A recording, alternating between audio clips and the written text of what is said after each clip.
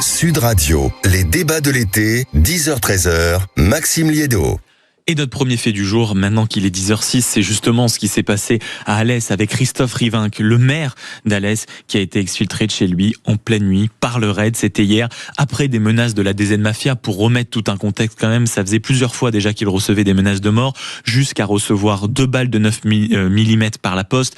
Et forcément, tout un contexte qui s'est aggravé, qui plus est à Alès, où quand on y pense, ce n'est pas immédiatement une cité qui est aujourd'hui totalement aux mains des trafiquants. C'est pas ça qu'on a comme vision quand on parle d'Alès. Bonjour Jean-François Vigier. Bonjour. Vous êtes vice-président de l'AMF, vous êtes également le maire UDI de Bure-sur-Yvette. Alès, est-ce qu'on peut dire que c'est un cas isolé ou malheureusement c'est un exemple médiatique de ce qui se passe dans énormément de villes moyennes en France ? Oui, c'est pas un exemple isolé et malheureusement nous avons à faire face de plus en plus à ces faits de blanchiment de drogue et de trafic organisé. D'abord, l'AMF et son président David Lisnard ont exprimé, je réexprime à nouveau, un soutien total dans son combat contre le narcotrafic, notre collègue Christophe Rivinc, dans sa ville et face à ces menaces graves qui sont totalement inacceptables. Ces faits, finalement, ils montrent l'ampleur croissante du danger du narcotrafic, de l'infiltration des réseaux mafieux de la drogue sur le territoire, de la menace pour la sécurité de tout le pays. Et c'est vrai que l'Association des maires de France alerte depuis plusieurs années, et y compris d'ailleurs, rappelons-le, publiquement lors du Congrès des maires dès 2024, puis en 2025, sur cette réalité du narcotrafic qui touche désormais toutes les communes et des réseaux de blanchiment. Mais donc ça veut dire quoi ? Ça veut dire que vous déjà, on a parlé d'Alès là, mais ça veut dire que ce qui s'est passé à Alès, vous l'aviez déjà vu remonter depuis quoi ? Beaucoup de mois, beaucoup d'années ? Oui, comme je le disais, déjà dès 2024, l'AMF avait alerté lors du Congrès des maires. On voit bien que c'est une réalité qui nous touche de plus en plus et qui n'épargne finalement aucune ville. Mais est-ce que ça veut dire, pardonnez-moi Jean-François Vigier, que ce qui se passe à Alès, d'une manière ou d'une autre, risque non pas de devenir la norme, mais risque de devenir une habitude dans beaucoup de villes moyennes. On rappelle, Alès c'est 46 000 habitants. Est-ce qu'on doit s'habituer à ça ? Parce qu'en réalité, ça va devenir le quotidien de certains maires. Mais on ne doit pas accepter que ça devienne une habitude. On ne peut pas, et le combat que mène notre collègue aujourd'hui dans sa ville, c'est celui que mènent déjà d'autres maires et que d'autres maires vont être amenés à mener.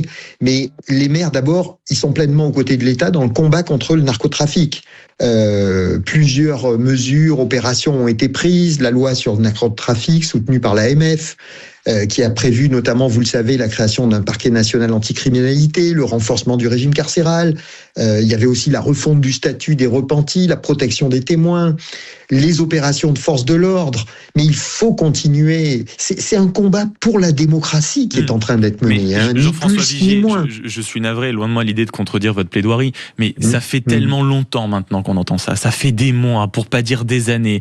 Et on a parlé de mexicanisation, on a parlé de cartélisation de la France. On apprend que de plus en plus de personnalités qui travaillent dans la fonction publique sont touchées par des scandales de corruption. Qu'est-ce qui fait que là, ce qui se passe à Alès peut nous faire changer d'avis? Parce que vous le dites, ça fait déjà plusieurs années que des maires faisaient remonter des cas similaires. Bon, le maire d'Alès, il a une chance dans son malheur, si je puis m'exprimer ainsi, c'est que c'est médiatique. C'est que tous les projecteurs sont braqués sur la réalité de sa ville. Mais qu'est-ce qui fait que ça va changer ?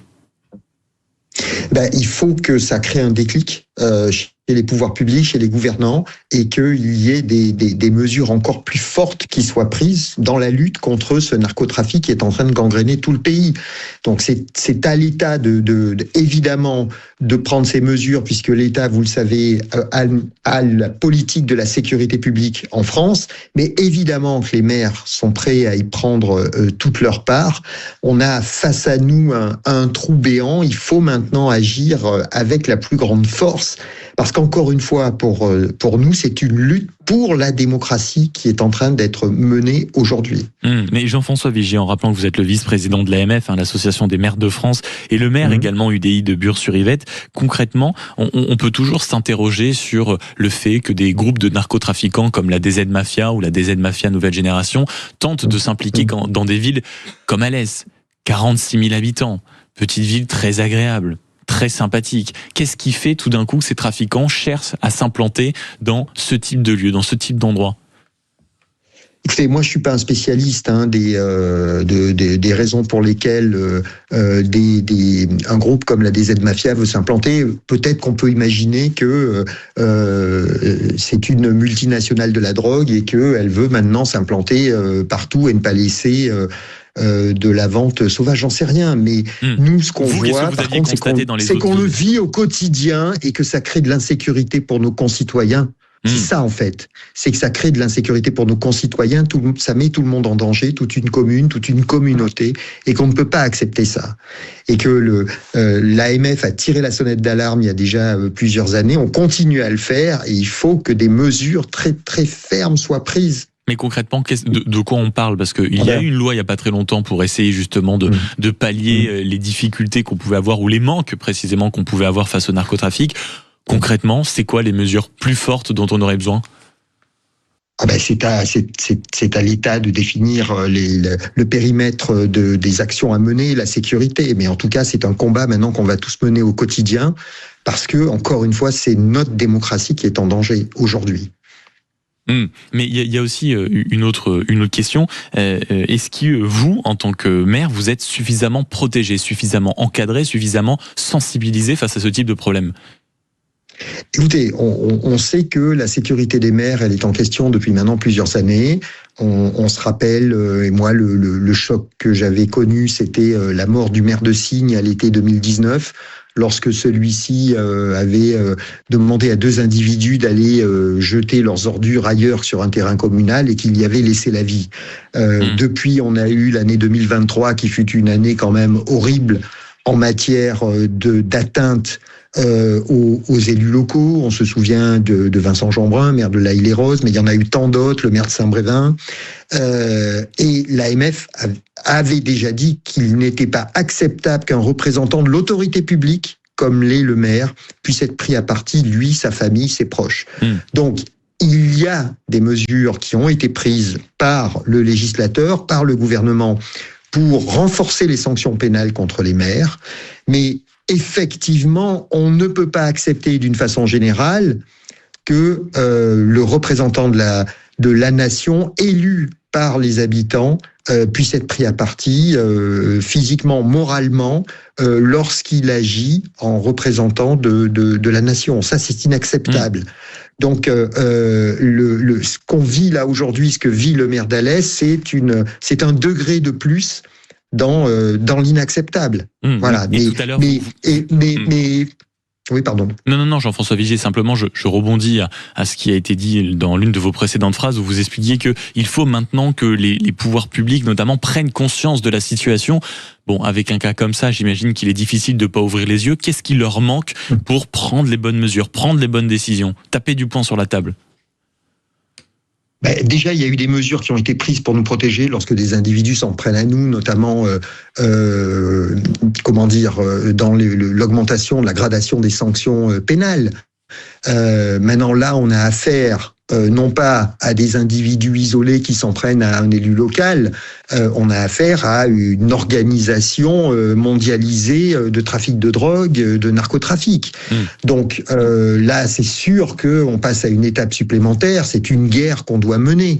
Mais en tout cas, les élus qui font le travail sur le terrain pour lutter contre ce narcotrafic, d'abord, ils doivent être absolument protégés, ce qui est le cas aujourd'hui pour notre collègue d'Alès.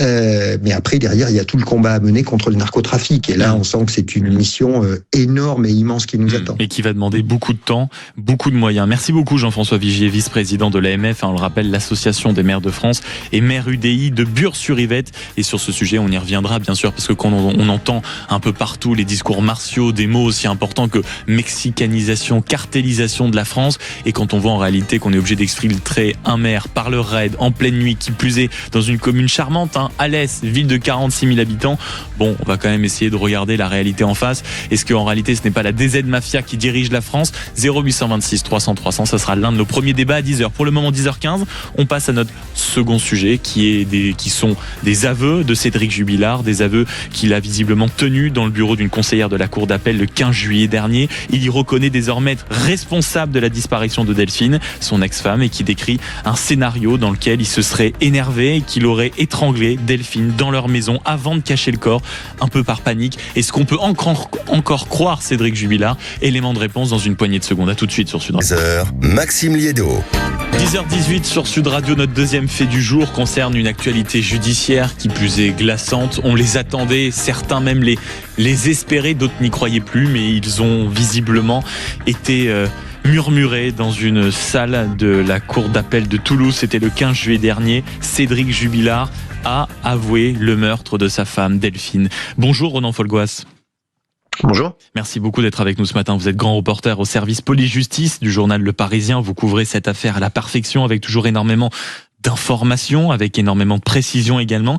Qu'est-ce qui s'est passé donc dans cette salle de la cour d'appel donc de Toulouse le 15 juillet dernier? Cédric Jubilard a avoué? Oui, c'était une audition donc qui a duré à peu près 1 heure, relativement rapide, donc sans question, sans contradiction. Ce n'était pas le moment, ce n'était pas le lieu. Là, c'est Cédric Jubilard, en fait, passait à table. Il passait aux aveux. Donc, il a livré... Presque comme une confession. Oui, c'est ça. Alors, une confession... avec conséquences juridiques derrière, bien sûr, mais... Ouais, une confession dont la sincérité reste encore à évaluer. Et c'est tout le travail maintenant d'un juge d'instruction qui sera chargé aussi de réinterroger Cédric Jubilard, de lui opposer d'autres éléments du dossier qui viendront peut-être contredire certains éléments qu'il a avancés lors de ses aveux. Mais en tout cas, c'est une avancée considérable parce que pour la première fois, Cédric Jubilard a avoué avoir donné la mort à son épouse et pas de n'importe quelle façon. Justement, qu'est-ce qu'il raconte concrètement pendant cette heure d'entretien? Il explique, il commence par cela d'ailleurs. Il dit qu'il a tué sa femme par strangulation. Il n'emploie pas le mot, mais il dit j'ai serré le cou et j'ai pris son cou et j'ai serré. J'ai serré et j'ai serré. Je lui ai dit tais-toi parce que il voulait qu'elle se taise. C'est la formule qu'il emploie qu'on retrouve réalité, d'ailleurs. Le contexte d'une dispute, c'est ça. Il explique que malgré tous les témoignages, pour l'instant, il raconte une autre réalité de la nuit et il raconte une scène, on va dire, d'engueulade dans un couple avec une femme qui lui dit un certain nombre de choses qu'il n'a pas envie d'entendre. C'est ça? Il explique s'être réveillé vers 1h, 1h30 du matin. Parce qu'il dormait mal. Il était stressé, l'ambiance était toxique à la maison, c'est le mot qu'il emploie, ils sont dans le cadre d'un divorce. Et puis là, lorsqu'il se réveille, il y a une altercation, une dispute qui éclate avec Delphine. C'est en tout cas la scène qu'il tente de décrire. Delphine l'aurait provoqué verbalement. C'est vraiment, il rejette une partie de la responsabilité de cette dispute sur Delphine et elle aurait même remis en doute sa virilité. C'est ça que l'on comprend, puisqu'il explique que la phrase qui l'a fait basculer, qui l'a fait vriller, c'est lorsque Delphine lui aurait dit qu'elle avait trouvé un homme qui lui faisait mieux l'amour que lui. Donc sa virilité aurait été vraiment remise en question et il se serait senti humilié. C'est en tout cas ce qu'il explique. Alors cette version-là, il faut quand même en dire 2 mots. Elle est quand même assez peu crédible. On n'y était pas, évidemment, dans cette maison de Cagnac-les-Mines. On n'a pas vécu avec Delphine Jubilard, mais on a des témoignages nombreux, qui nous permettent de comprendre la personnalité de Delphine.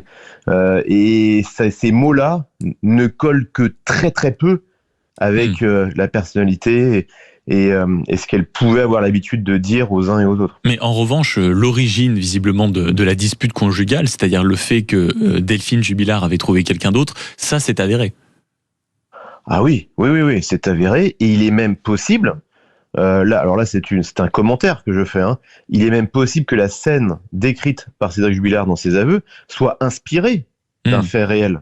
Il est possible, par exemple, que Delphine Jubilard lui ait dit en quelques mots ce soir-là, mais peut-être pas à 1h30 du matin, peut-être à 20h, 21h, beaucoup plus tôt dans la soirée, lui a peut-être dit qu'elle avait effectivement rencontré quelqu'un et qu'elle allait refaire sa vie avec cet homme. Ça, c'est tout à fait possible et ça collerait avec d'autres éléments du dossier. En revanche, il y a des incohérences, vous l'avez souligné, déjà sur le motif de la dispute et en tout cas le contexte de la dispute, que ce soit sur les horaires, que ce soit la manière dont ça s'est déroulé. Là, déjà, il y a quelques incertitudes parce que ça ne colle pas du tout avec les différentes données technologiques, avec le témoignage des enfants notamment par rapport à l'horaire et autres.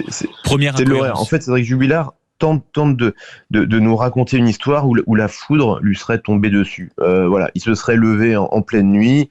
Puis là, cette dispute avec ce dialogue, franchement, on peut en discuter longtemps, mais c'est assez peu vraisemblable tout ça. L'idée qu'il se lève, que Delphine lui demande qu'est-ce que tu fous là, lui dit j'ai pas de compte à te rendre, on est en procédure de divorce. Bon, c'est absolument grotesque en fait. Je veux dire, un homme qui sort de sa chambre pour aller éventuellement fumer une cigarette. Bon, il y a rien d'invraisemblable, il y a rien d'incohérent, il y a rien de fou. Pourquoi sa femme lui a dit qu'est-ce que tu fous là? Bon, déjà ce dialogue qu'il tente de restituer. Assez peu vraisemblable. Mais passons.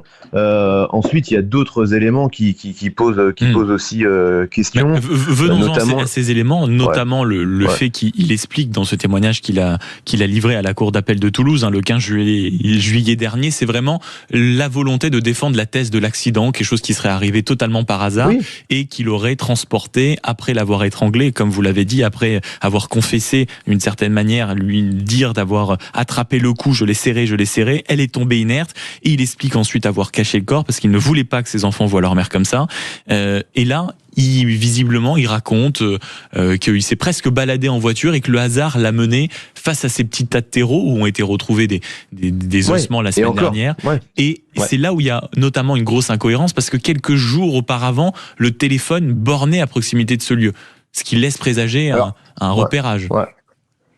Oui. Alors, c'est pas tout à fait incompatible parce que il explique que il connaissait ce lieu parce que il était passé à côté en se rendant sur un chantier, parce qu'il était ouvrier, peintre, plaquiste, donc il se rendait dans des chantiers, sur des chantiers chez des particuliers, parfois à 10, 15, 20, 30 kilomètres de chez lui. Donc il était dans ce contexte-là, il était passé à côté, il avait repéré ce lieu, et puis là il se retrouve au volant de sa voiture.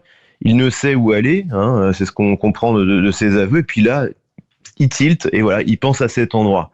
Bon, on n'est pas forcément obligé de le croire sur parole, c'est sa version, encore une fois, et en fait, Cédric Jubilard, globalement, il donne un élément très important et très accablant, et très incriminant, c'est ce passage à l'acte par étranglement ou strangulation. On ne sait pas très bien d'ailleurs, il y a un petit doute là-dessus, donc il donne un truc énorme. Parce que ça suppose une intention homicide. Ce n'est pas un coup comme ça, un coup de poing qui aurait qui a mal tourné après une chute, etc. Oui. Il y a eu une volonté à la base dans le mouvement.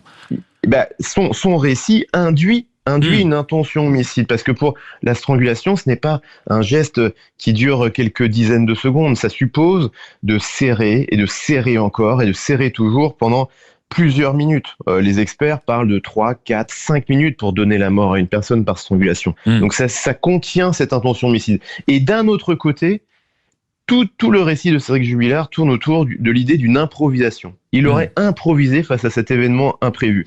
Et toute cette version, tout ce récit qu'il met en scène, vise à contrecarrer l'autre hypothèse, celle qui est beaucoup plus grave, beaucoup plus lourde, y compris sur le quantum de la peine qu'il risque en appel, c'est la thèse de la préméditation. C'est celle, au contraire, d'un acte mûrement réfléchi, qu'il aurait planifié, préparé et exécuté cette nuit du 15 au 16 décembre 2020. Ronan Folgoas, en rappelant que vous êtes le grand reporter au service police-justice du journal Le Parisien.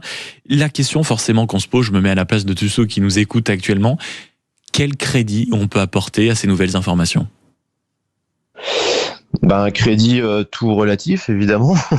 Par définition, Cédric Jubilard a menti pendant 5 ans et demi avec une constance devant l'autorité judiciaire, devant l'autorité judiciaire, puisque dans l'intimité de la prison de Seyss, et même au moment où il était encore en liberté, dans les 6 mois qui précèdent son interpellation, finalement entre le mois de décembre 2020 et le mois de juin 2021, à plusieurs reprises, il s'est laissé aller. Il a semé des petits cailloux. Il a parfois avoué les faits. Il les a même avoués avec beaucoup de détails, notamment auprès de sa petite amie Jennifer. C'était au printemps dernier, au printemps 2025. Donc, mais face à l'autorité judiciaire, il a été constant. Il n'y était pour rien. Il était encouragé en cela par ses avocats aussi, qui ont participé de ce système de défense assez radical, qui consistait à dire que le dossier était vide, que évidemment Cédric Jubilard était innocent. Et que eux-mêmes étaient convaincus de leur innocence. Donc Cédric Jubilard était aussi, et je ne veux pas le dédouaner de quoi que ce soit, mais il était enfermé par ce système de défense. Et là, il s'en libère avec des nouveaux avocats, Pierre et Guy Dubuisson, qui eux sont allés sur un autre terrain, qui l'ont accompagné sur un autre terrain, qui est celui de la reconnaissance, totale ou partielle des faits, ça reste à voir. Puis maintenant, il y a un travail qui va être fait par la justice, et c'est pour ça que le procès a été envoyé, pour, dans les prochains mois, vérifier, creuser certains éléments, pourquoi pas essayer de retrouver d'autres fragments. C'est ça que ça change, c'était ma dernière question, mais le procès qui était initialement bien sûr prévu en septembre a été renvoyé au premier semestre 2027 pour être précis. Concrètement, tous ces nouveaux éléments, le report du procès va permettre, si vous voulez, qu'on continue à récupérer des informations, des détails supplémentaires sur cette nuit du 15-17 décembre. Oui, concrètement, des expertises aussi psychiatriques, psychologiques peuvent être menées sur Cédric Jubilard. Maintenant qu'il a reconnu les faits, on peut aussi essayer de détecter les éventuels déplacements, les éventuels repérages que Cédric Jubilard aurait pu mener dans les semaines qui précèdent. Et puis, oui, il y a cette envie, peut-être chez certaines parties civiles, de tenter, je dis bien tenter, de retrouver des fragments de cadavres de delphines qui auraient été répandus dans les champs aux alentours de Mayotte. Mais ça, c'est un travail très long, très incertain, qui risque de produire aucun résultat. Mais voilà, ce temps, les mois qui arrivent, peuvent permettre de réaliser ces opérations. Et on comprend donc le report ainsi du procès. Merci beaucoup Ronan Folgoas d'avoir été avec nos grands reporters au service police-justice du journal Le Parisien pour revenir sur ces aveux bluffants, effroyables de Cédric Jubilard. Dit-il réellement la vérité ? Ce sera, j'imagine, l'affaire des enquêteurs et de la justice dans les prochaines semaines et dans les prochains mois. Il est 10h30 sur Sud Radio. Dans un instant,